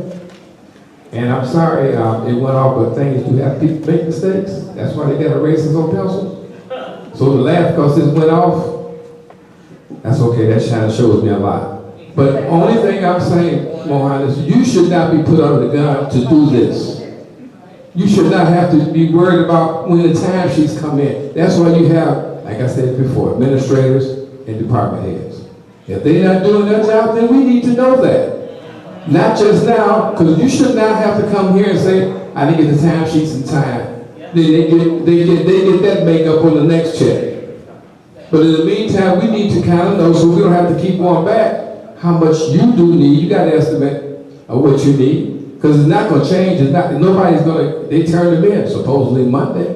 So that's how much it is. Anything else next week. That's all we're trying to do is defray, not going back and forth with all this and say, okay, you need $250,000 and we got 30,000 toward it. That's the way it looks here. Fine. That's all we need to do. And Trustee Burgess, I think that's how the conversation started. With, he needed to transfer money from one account to make payroll. The question came in is that he didn't have the exact number. When asked why he didn't have the exact number, that's when the conversation kind of ensued about, well, you know, this person didn't do this, and then this person only has this amount of time, and kind of gave the breakdown to the board who may not know exactly what happened. But as you stated, what we need to be focusing on is we're either going to give a consensus or we're not. And once we make that determination, either yes or no, then we can go to, if the answer is yes, and we're going to give a consensus, how is that going to happen? Are we going to do that tonight with a estimated figure, not to exceed a certain amount of money, or are we going to wait until tomorrow where we get an actual documented number that the board would then be responsible for them replying to by 11 a.m.? That's kind of where we are right now. Mayor Pro Tem, okay, first of all, I don't know about anyone else. I don't write a blank check to anybody to fill in later. I don't do that. If I'm gonna take so much money out of my account and then I don't know what that person may add or subtract when it gets to that point, when it comes time to cash that or whatever. If we because when you make a motion to do something, you have to have an exact amount because it can be changed because of somebody overlooked or whatever. We should be able to make a motion now, a consensus, now to approve X amount of dollars, not what I think it may be. Because that's not how you do business. You don't do business that way. You get somebody your credit card, you go ahead and take out what you want and give it back to them. And I completely agree with you on everything that you said, Trustee Burgess. I'm not suggesting this board write a blank check. That's why I stated we should do it via email. You're asking for a consensus for today. He gave you an estimate. We can't give you an exact dollar amount because he doesn't have it. So again, I present to the board the option. We give a verbal consensus tonight while we're all present with an estimated dollar figure that may be enough, may not be enough. We won't know because we don't have an exact dollar amount. Or we wait until tomorrow to get the exact dollar amount. That's the only thing that we can do because he doesn't have the number. But now, Madam Pro Tem, didn't the lawyer Mohan sent out, but he sent out a email stating that he needed consensus for the health and welfare benefits and also payroll. I just saw it. Okay, so when those trustees voted yes for that, there was no dollar amount there. No, there's no dollar amount. I'm asking the attorney, can that be taken as they don't need another consensus? Because they considered. Right, there was only two trustees trustees that replied. We're not going by the policy that you created for the emergency or the ambulance checks or whatever. Right. Designated, or you need a consensus, majority consensus for the payroll. That's what. Okay, well, then I would suggest that we wait till 9 o'clock or 10 o'clock tomorrow morning. Okay, so Director Mohan, if you could please make it the utmost urgency as soon as you walk in the door to get that exact figure, have an email sent out. I would encourage all trustees to make sure that they're near their form of communication to get their email. And I would ask, this is just a suggestion, but I would ask that if you could please send the email out by 8:45 at the latest, if trustees could please respond by 10 o'clock, and if you don't have responses by 10:15, that you begin phoning people. Because it's imperative that we get this money in the bank by 11 o'clock, and if you don't have, because I know Trustee Tate has had problems, Trustee Jones has had problems with their emails. I think maybe at one time Trustee Burgess did too, and I know that Trustee Myers has in the past too. So if they don't get the responses, I ask that you reach out by phone. And that way you'll have the exact dollar amount, so there's not a blanket consensus. Is that agreeable to everybody? Yes, but now, Madam Clerk, you just sent us a transfer of funds at 8:08 to. Every time we sent you the email. Okay, but that still doesn't have any. No, you said that you didn't have the email, Right. so she just resent it to you. So you have it. One question. Trustee Tate. You were speaking earlier going forward.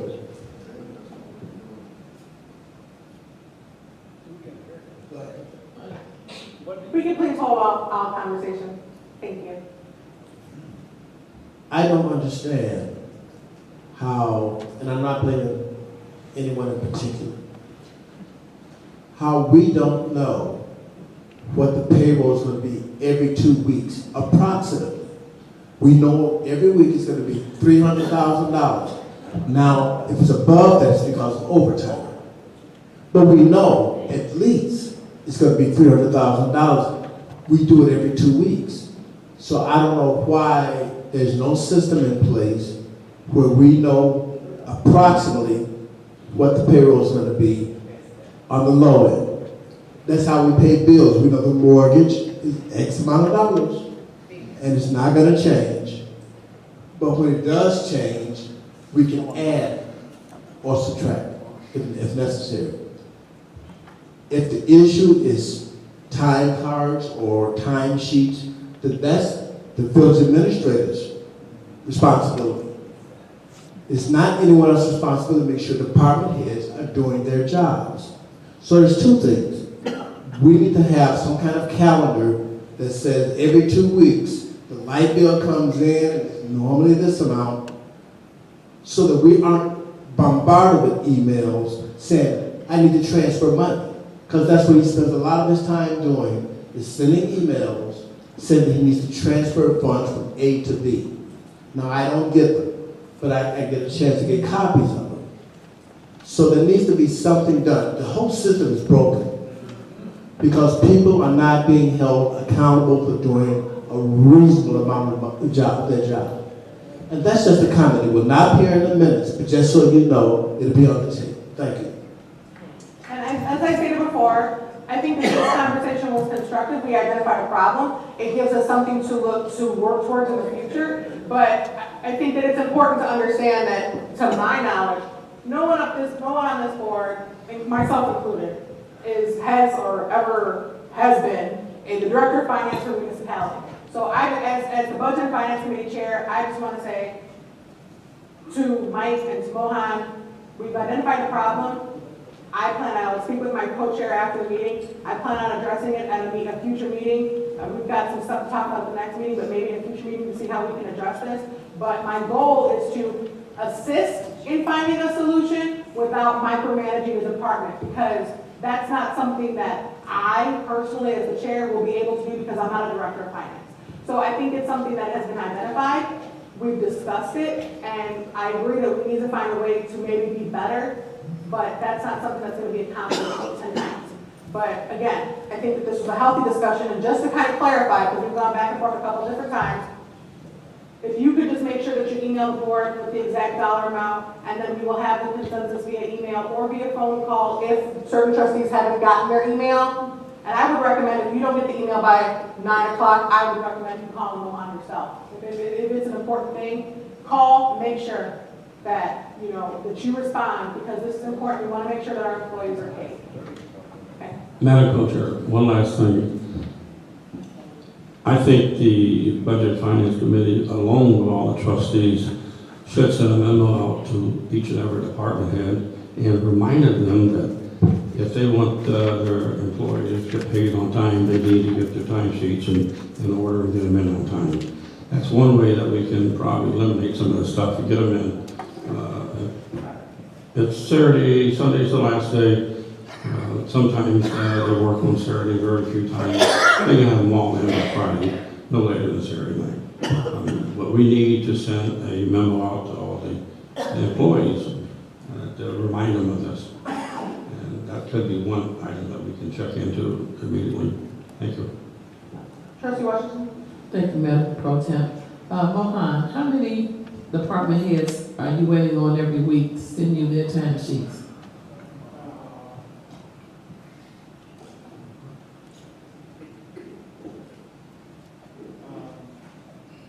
Trustee Washington, I don't get the timesheets. They go to, Mike. It goes to my clerk.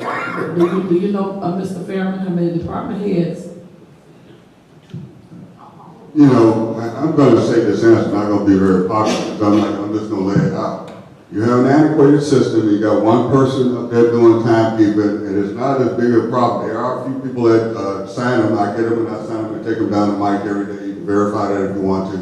But we've been talking about this civic system. You can talk about all you want, anything else. You got to bring, if you eliminate people out of positions like that has happened here before, you have to either put some kind of system in to actually correct it or take care of personnel or timekeeper problems. Okay, what I'm gonna wanna know is how many department heads do we have that submit? No, you don't have to answer it now, but that's what I'm gonna wanna know from whoever. How many department heads do we have? It would be all. Off the top of my head, I'm thinking we have 5. 5. Okay, so we have 5 people that hold up payroll every 2 weeks that make us have to make a rush decision for immediate checks because 5 people are not turning in time sheets on time. And what is, my last question, what is the day of the week that they're supposed to turn them in? Monday, Tuesday, Wednesday, Thursday? They turn them in on Monday morning, and have you given them a particular time to have them in? Right. So we have 5 people that turn in the time sheet to Mike every Monday by a certain time, and they are not doing that. And that's causing us as a board to have to go through all of this urgency to get payroll done because 5 people refuse to be in compliance with a deadline of their department heads. And our department heads, they make good money. I believe that they can be responsible, and whoever needs to make them be responsible to get those sheets here on Monday by a certain time. That's a part of their responsibility. And I will deal with that conversation later. Just to clarify, we don't know that it's all 5 department heads that are being this time managed. I didn't say it was in how many, I just want to know how many. Okay, well, you said. One is too many for us to go through this every week. Absolutely. But just to clarify, there are 5 departments, we don't know who is late, and there is the situation of like paid on call, where if there was a fire on Sunday, if Homeland Security needed to come out, and they were out till 3 o'clock in the morning, you know, the director may not be able to come in at 8 o'clock in the morning and send in those timesheets. But we've stated, it's an antiquated system, the system is broken somewhere and it needs to be fixed. So I think that definitely that's something to talk about. Trustee Jones? There's no way to allocate the time and email it. I mean, since we're not connected by computers for some strange reason or another, I don't even know why we have time cards. I mean, that's like ancient. I mean, that should, time, I mean, back when I was supervisor at UPS a long time ago, I mean, we had to allocate time, and I had 40 employees. Every night, time went in. And therefore, come towards the end of the week, when you have your stragglers coming in and out, you don't have your whole payroll to deal with. You have 1 or 2 to deal with. And that would make things so much simpler. Trustee Jones, part of the problem, and I know that we've talked about having like punch card machines and things like that in the past, or a system that would be able to calculate it computer with the computer. Part of that problem is at the cost.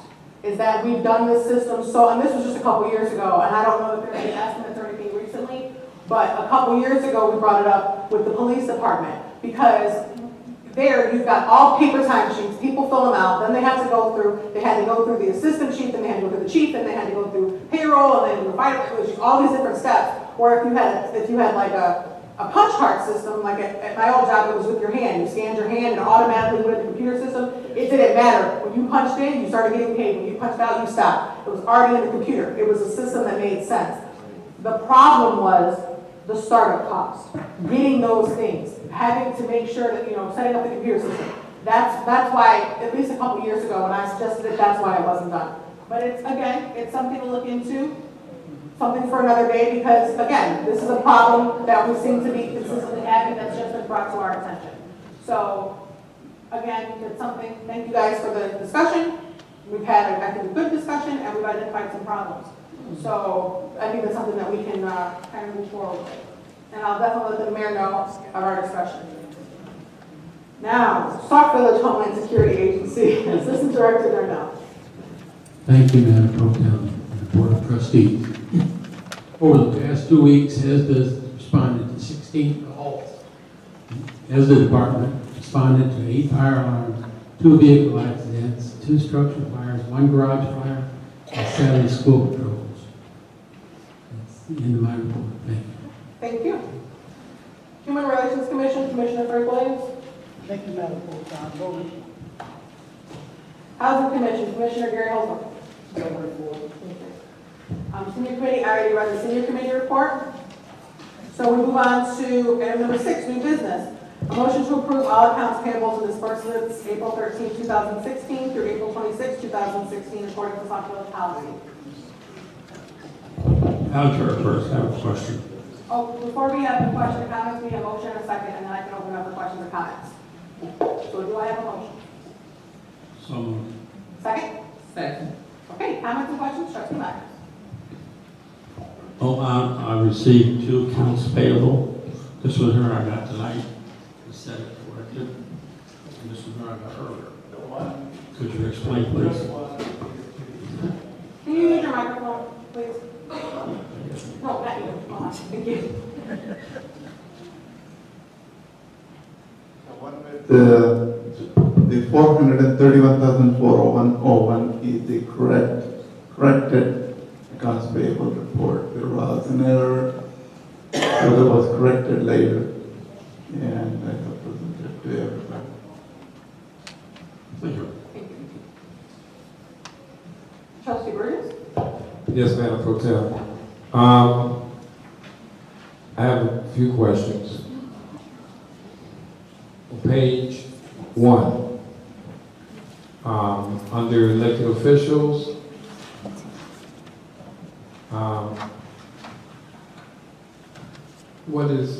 what meeting are we reimbursing and who are we reimbursing to?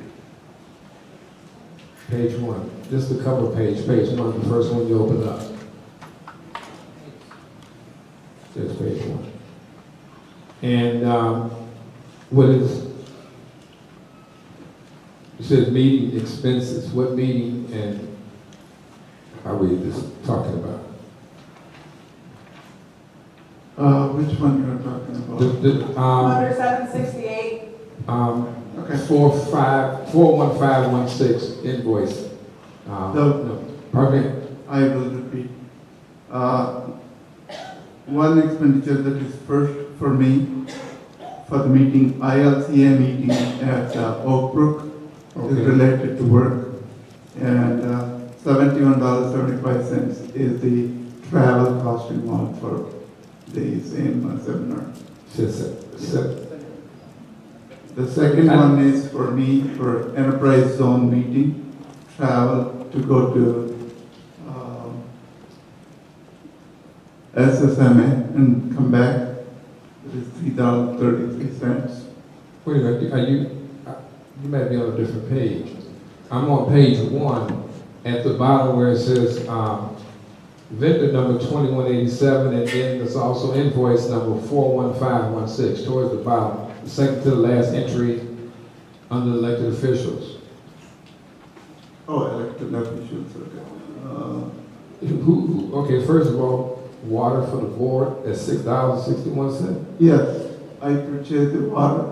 Oh, okay, so these two are yours, Correct. the meeting and the expenses. Correct. And then the last one, D. Williams for That is for the parking.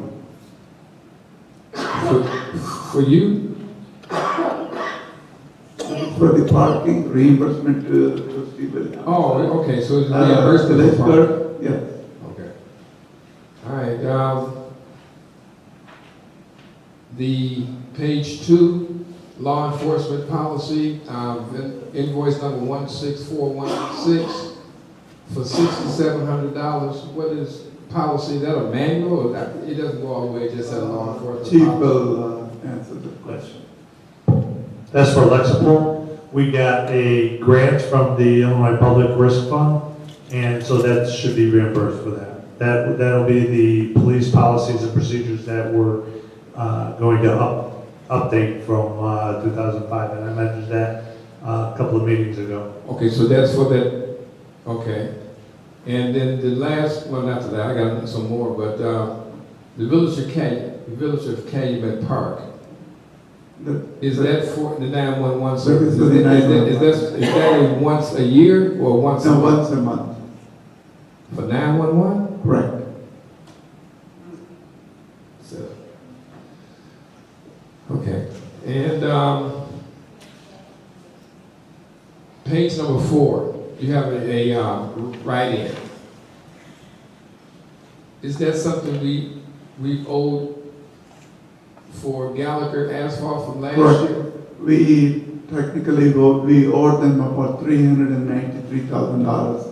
We have paid off pretty much about $300,000. There is something left over still after paying this $45,000. There will be another $48,000 remaining that we need to pay probably. Now, once we get started. is this in conjunction with the CDBG grant? Correct. Because last year we didn't get a grant, We didn't get the grant. so we but just we paid it ended out up- of MFT fund. Correct. Okay, because, yeah, I was looking, I had to go through it again because the numbers that you had on the front page didn't add up to what you, but there was no entry on the front page showing that, so that's what I was kind That of is the looking at. reason I have updated this accounts payable report. Okay, but I'm just saying, but then, if you augmented the numbers, it should have an explanation on this cover page that I'm just looking at accounting, that's all, and,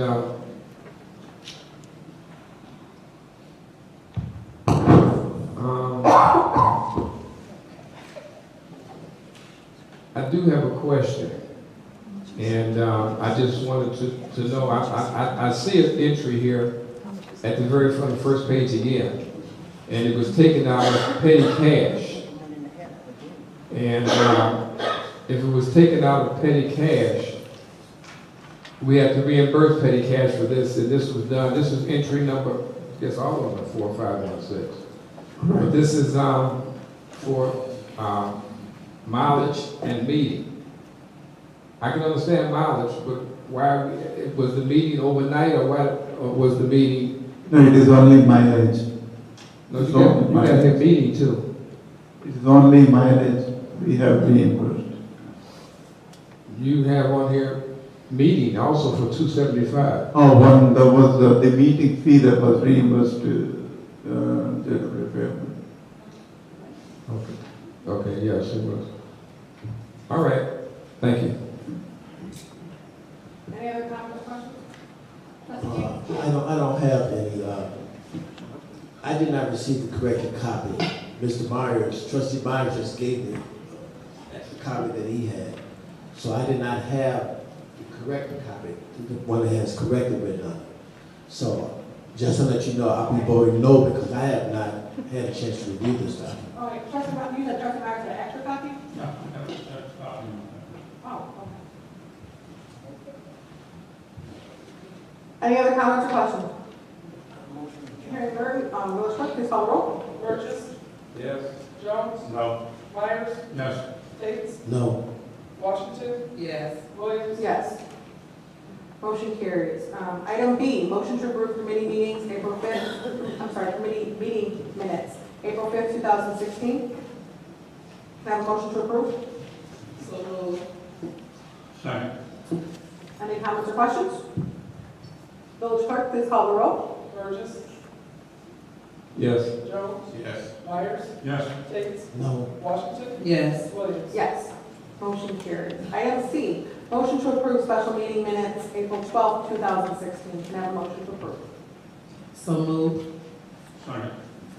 We have a motion and a second. Any comments or questions? Hearing none, village clerk, please call the roll. Burgess, Yes. Jones, Yes. Myers, Yes. Tate, No. Washington, Yes. Williams. Yes. Motion carries. At this time, as we remember earlier in the meeting, we asked for the item for executive session to be moved to item number 7.